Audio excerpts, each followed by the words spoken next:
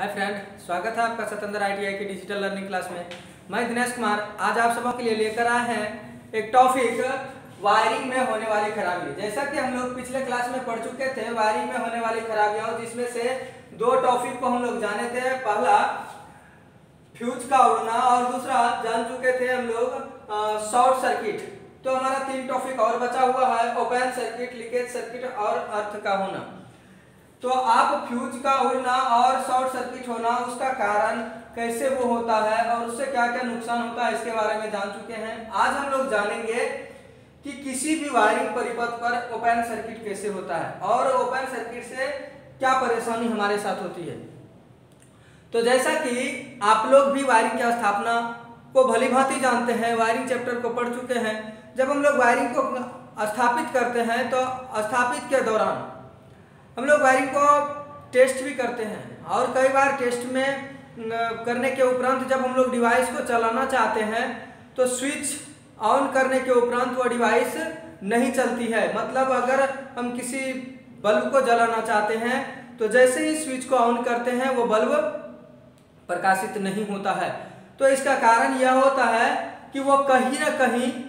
खुल चुका है, मतलब ओपन हो चुका है, उसका जो परिपथ है वो कहीं ना कहीं ओपन हो गया है। तो यह कैसे होता है, ओपन सर्किट किस प्रकार से किसी भी परिपथ में संभव है। तो कई बार क्या होता है कि हम लोग ज्वाइंट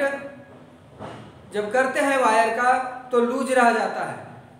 और अगर वो ढील रह जाता है जिसके कारण से करंट का अच्छे से फ्लो नहीं हो सकता है और करंट का जब फ्लो नहीं होगा तो कोई भी लोड सुचारू रूप से नहीं चलेंगे। मतलब आप ऑन करेंगे तो बल्ब नहीं जलेगा, ऑन करेंगे तो फैन नहीं चलेगा। इस प्रकार से तरह तरह की समस्याएं आपके साथ उत्पन्न हो सकता है। तो इस प्रकार से अगर समस्याएं होती है कि अगर हम स्विच ऑन करते हैं और डिवाइस में हमारा करंट फ्लो नहीं कर रहा है तो मतलब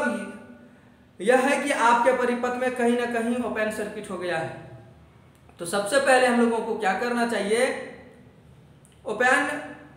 जंक्शन को खोजना चाहिए जहां पर जितने भी ज्वाइंट है उसको ढंग से कसना चाहिए। मतलब जहां पर ओपन हो गया है तार उसको ढूंढकर उसे फिर से टाइट अगर कर देते हैं, अच्छे से हम कस देते हैं तो यह समस्या समाप्त हो जाती है और फिर हम जब स्विच को ऑन करते हैं तो सुचारू रूप से डिवाइस चलने लगते हैं।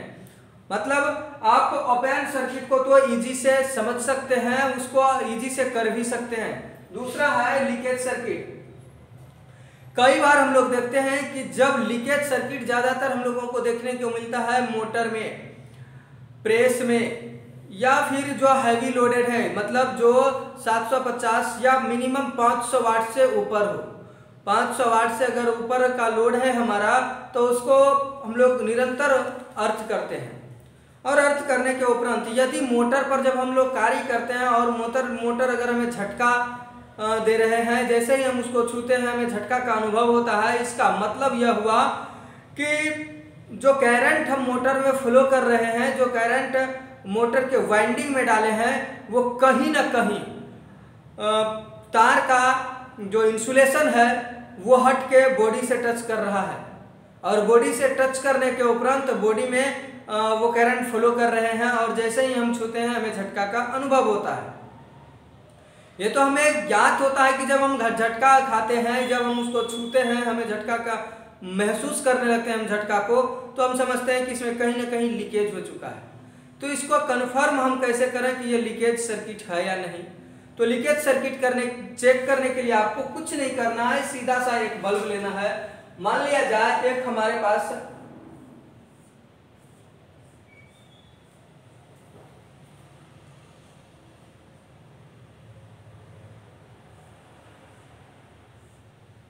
इस प्रकार से मोटर स्थापित है और अगर इस पे हम देख रहे हैं कि वायर जैसे ही हम फेज और न्यूट्रल इसके बॉक्स पर हम डाले हैं,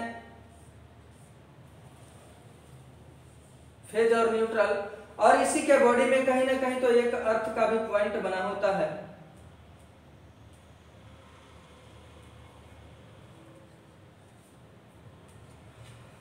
तो आप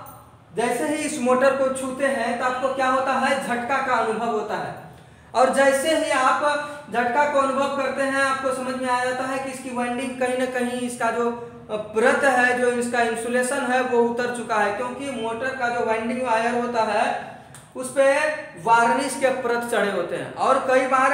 जब हम लोग वाइंडिंग करते हैं, वाइंडिंग करने के दौरान मोटर के स्लॉटों के में उसका रगड़न होने के कारण से उसका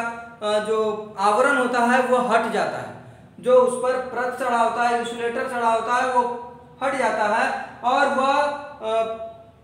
राउटर से और या तो फिर स्टेटर से संपर्क में आ जाते हैं और इसके कारण से पूरे बॉडी में करंट फ्लो होने लगता है, जिससे कि हम लोग को छूने पर झटका का अनुभव होता है। जब ऐसा आपको एहसास हो जाए कि आपके मोटर में कहीं ना कहीं लीकेज करंट है, तो आपको करना क्या है, आपको इस अर्थिंग को डिस्कनेक्ट करना है। इस अर्थिंग को क्या कर देना है, डिस्कनेक्ट कर देना है। और अर्थिंग को जैसे ही आप डिस्कनेक्ट करते हैं तो आपको एक टेस्टिंग लैंप की आवश्यकता होगी।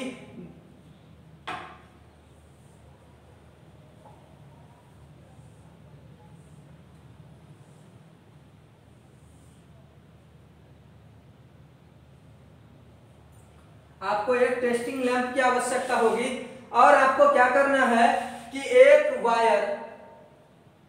को मशीन के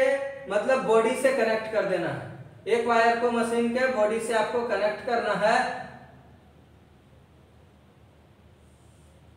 और दूसरे को अर्थिंग से कनेक्ट कर देना है, दूसरे को अर्थिंग से कनेक्ट कर देना है। और फिर जो आपका लाइन मोटर में आप डालते हैं उसके स्विच को ऑन कर देना है। और अगर स्विच ऑन करने के उपरांत यह बल्ब पूरी तरह से प्रकाशित नहीं होगा, अगर हल्का सा भी बल्ब प्रकाशित हो रहा है तो इसका सही अर्थ है कि इसमें कहीं ना कहीं क्या है, लीकेज है।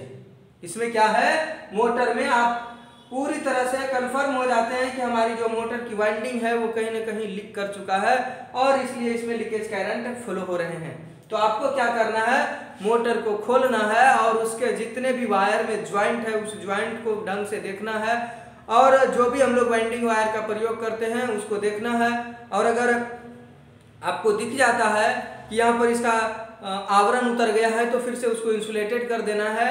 और अगर कई बार क्या होता है कि वाइंडिंग के मध्य ये क्रियाएं होती हैं जो कि हम लोगों को बाहर से नहीं दिख पाती है, तो इससे कुछ हद तक रोकथाम इसका हम लोग वार्निश के माध्यम से कर सकते हैं। मोटर को क्या करेंगे, पुनः हम वार्निश कर देंगे और वार्निश करके उसको हम जब सूखने देंगे तो फिर से वह इंसुलेट हो जाएगा और यह लीकेज सर्किट बंद हो सकता है। तो यह मोटर की थी, ठीक इसी प्रकार से हमारे वायरिंग में भी होते हैं। जैसे कि वायरिंग में हम लोग वायरिंग की स्थापना करते हैं, कई बार क्या होता है कि फेज, न्यूट्रल और अर्थिंग के आपसी संपर्क के कारण कई बार तार के आवरण पिघल जाते हैं और हमें पता चलता है कि एक जगह स्पर्श किया है, उस जगह को हम लोग अलग कर देते हैं, उसे इंसुलेट कर देते हैं, लेकिन इसके कारण से तार के और भी कई जगह उसमें से वो पिघल जाते हैं उसका इंसुलेशन, जिससे तार बाहर निकल जाते हैं जो उसका कंडक्टर होते हैं। और वो कंडक्टर जब फेज वायर बाहर आ जाते हैं तो वो किसी दीवार से या और किसी चीज से संपर्क कर लेते हैं। कई बार आप ये देखे होंगे कि मकान में जब हम लोग वायरिंग की स्थापना करते हैं, अंडरग्राउंड की स्थापना करते हैं, तो दीवार को जैसे ही हम छूते हैं तो हमें झिमझिमाहट सा महसूस होता है। मतलब इसको छूने के बाद हमें कैसा महसूस होता है, झिमझिमाहट सा महसूस होता है। इसका सीधा सीधा अर्थ होता है कि उस दीवार में करंट का फ्लो हो रहा है, परंतु कम मात्रा में, क्योंकि उसमें तो हमने क्लोज सर्किट तो तैयार नहीं किया है। तो कौन सा सर्किट होगा, लीकेज सर्किट होगा, जो हम लोगों को हल्का सा झिमझिमाहट महसूस करा सकता है। तो ऐसे में आपको क्या करना है कि वायरिंग के जितने भी ज्वाइंट है, जो भी जंक्शन आप तैयार किए हैं, उसको बढ़िया से देखें और अगर वहां पर आपको दोष नहीं मिलता है तो फिर पूरी वायरिंग के वायर को आप जांच करें कि इसका इंसुलेशन कहां से उतरा है, और अगर कहीं आपको मिल जाता है तो उसको इंसुलेटेड करें और पुनः फिर वायरिंग को सुचारू रूप से आप चला सकते हैं। ये किसी प्रकार से है तीसरा अर्थ का होना। जैसा कि हम लोग देखते हैं कि हर मशीन को अर्थ किया जाता है, हर मशीन को अर्थ किया जाता है, और अगर अर्थिंग नहीं करते हैं तो हम लोगों को झटका का जो है ना डर रहता है। झटका का ही नहीं, कई बार तो मोटर में अगर अधिक करंट फ्लो हो चुका है, अगर उसको हम छूते हैं या वो शॉर्ट सर्किट हो चुके हैं और उसके क्रम में हम वहाँ पर कार्य करने के लिए चले जाते हैं तो जान भी जा सकता है, इतना करंट उसमें फ्लो होते हैं। तो उससे बचने के लिए हम लोग अर्थिंग की स्थापना कर लेते हैं, ताकि जब भी मोटर पर हम लोग अर्थ दें तो जो उस पर फेज और न्यूट्रल की हम स्थापना किए हैं, अगर किसी कारणवश शॉर्ट सर्किट होती है, मान लिया जाए इसी मोटर में जब हम अर्थिंग की स्थापना कर देते हैं इस प्रकार से, तो हम लोग देखते हैं कि अगर इसके वाइंडिंग में किसी कारणवश फेज और न्यूट्रल आपस में संपर्क कर गए हैं, मतलब शॉर्ट सर्किट हो गया है, तो इस मोटर में क्या होगा, करंट फ्लो करने लगेगा। और करंट फ्लो करने लगेगा तो हम छुएंगे जैसे ही तो हमें जोर से झटका लगेगा, उसमें जान भी जा सकती है कारीगर का। तो उससे बचने के लिए हम लोग क्या करते हैं, इस मोटर को अर्थिंग कर देते हैं, ताकि जो पोटेंशियल हम इसको दे रहे हैं उस पोटेंशियल का मान जो है ना अर्थिंग क्या कर दे, शून्य कर दे। क्योंकि आपको भी पता है कि अर्थिंग का पोटेंशियल बिल्कुल जीरो होता है, शून्य होता है, और इस पर कितनों अधिक हैवी करंट को हम प्रवाह कर देंगे उसके पोटेंशियल को क्या कर देते हैं, या जीरो कर देते हैं। इसी के यही कारण है जिसके कारण से आप लोग देखे होंगे कई बार 11,000 का तार कहीं नजदीक गिर जाता है, और वहां पर गिरने के बाद ऐसा थोड़े होता है कि जितने भी जीव जंतु हैं वो सारे मर जाते हैं उसके संपर्क में। वो तार के संपर्क में जो आते हैं वो तो खैर मर ही जाता है, लेकिन भूमि में तो जब करंट फ्लो हो रहा है, जमीन पे 11,000 गिर गया है तो पूरा पृथ्वी मतलब उसके बहुत लंबे क्षेत्र में तो जीव जंतु को मर जाना था, परंतु ऐसा नहीं होता है, क्योंकि 11,000 हो या 33,000 उसकी पोटेंशियल को क्या करते हैं, भूमि शून्य कर देते हैं, परंतु उसमें एक करंट फ्लो होते हैं जिसको हम लोग स्टेप करंट के नाम से जानते हैं। तो कई बार अगर आप उसके संपर्क में आते हैं तो आपको क्या करना है, उससे बचने के लिए आप एक पैर जैसे ही आगे बढ़ाएंगे, पैर आगे बढ़ने के दौरान आपको झटका का अनुभव होगा। तो आप अगर ऐसा कहीं पर आपके साथ होता है कि 11,000 आपके नजदीक गिरा हुआ है और आप उसके संपर्क में आ गए हैं, तो आपको एक साथ दोनों पैर एक जगह रखना है और पुनः उसी तरह से जिस तरह से बंदर या आदि उछल उछल कर चलता है उस प्रकार से अगर आप चल जाते हैं तो आपको करंट का अनुभव नहीं होगा, झटका आदि नहीं लगेगा। लेकिन डेढ़िया पैर जैसे ही करते हैं, क्योंकि उसमें जो है ना स्टेप करंट चलता है, इस प्रकार से करंट आरंभ करता है। तो क्या करते हैं, यहाँ पर क्षेत्र बना है, यहाँ क्षेत्र बना है, यहाँ क्षेत्र बना है, जैसे ही आप इसमें एक पैर टिकाते हैं, दूसरा इस क्षेत्र में दूसरा पैर रखते हैं, आपको झटका लग सकता है, जान भी जा सकता है। लेकिन अगर आप जिस जगह पर नहीं आपको एहसास हो गया तो आप एक ही जगह दोनों पैर ले आते हैं तो आपको करंट नहीं लगेगा। आप जैसे ही आप फिर से दोनों पैर को एक साथ यहाँ ले आते हैं तो आपको करंट नहीं लगेगा। या आप किसी कारण से यहाँ आ चुके हैं, आपको पीछे बाइक जाना है, तो एक ही बार दोनों पैर को उठाइए, इसमें लाइए और इससे फिर से बाहर निकल जाइए, आपको स्टेप करंट भी नहीं लगेगा। तो आप अर्थिंग के महत्व को समझे कि अर्थिंग की क्यों हम लोग करते हैं और अर्थिंग की हम लोगों को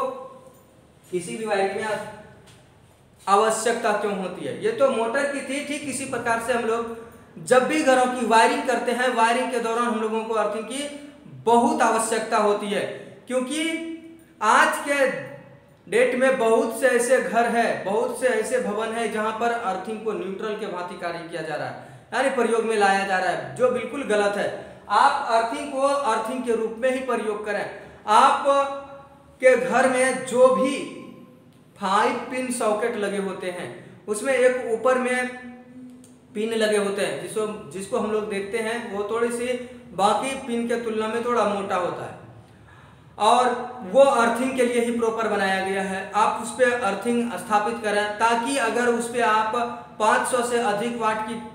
आप प्रेस को देखे होंगे, प्रेस की वायर कटिंग करके देखिए, उसमें आपको 3 वायर्स मिलेंगे, एक फेज, एक न्यूट्रल और एक अर्थिंग के लिए, ताकि उस पर जब उसका कॉइल कभी शॉर्ट सर्किट हो तो आपको झटका का अनुभव नहीं हो। आपका एसी, गीजर, फ्रिज आदि ये सब चीज अर्थिंग की जरूरत होता है इन सभी चीजों में, इसलिए वायरिंग में भी अर्थिंग की बहुत आवश्यकता होती है। उम्मीद करते हैं कि आज आप लोग ओपन सर्किट, लीकेज सर्किट और अर्थ का होना बिल्कुल अच्छी तरह से समझ गए होंगे। मिलते हैं नेक्स्ट क्लास में नेक्स्ट टॉपिक को लेकर। तब तक के लिए धन्यवाद।